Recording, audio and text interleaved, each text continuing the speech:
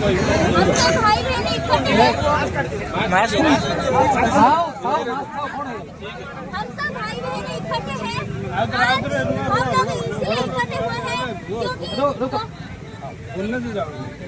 2-3 साल हम लोग भाई बहन आज इकट्ठे हुए हैं क्योंकि 2-3 साल हो गया टीचिंग पोस्टिंग इधर ओडिशा में नहीं निकल रहा है।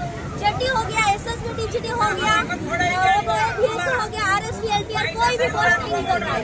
हम लोग इतना पढ़ाई करते हैं सीटीईटी, ओएसटीईटी और बीटीईटी और पीपीएससी पीछे करके भी बैठे हैं, घर बैठे हैं। लेकिन हमारा सरकार 4-5 दिन पहले नोटिस किए है कि जो रिटायर्ड टीचर है उन लोगों को टीचिंग में देंगे, लेकिन हम लोगों को मतलब एम्प्लॉयमेंट नहीं निकालेंगे। ये बहुत दुख की बात है। और हमारा जो ओडिशा में हर स्कूल में टीचर भी नहीं है और बच्चे लोग भी हड़ताल पर बैठ रहे हैं, टीचर हड़ताल पर बैठ रहे हैं। और जो स्कूल में जो एक टीचर है उन लोग स्कूल को मैनेजमेंट करने में दिक्कत होता है और हमारा ग्रुप में भी दिक्कत होती है, बहुत सारा दिक्कत है। कैसे हमारा स्कूल चलेगा, कैसे हमारा एजुकेशन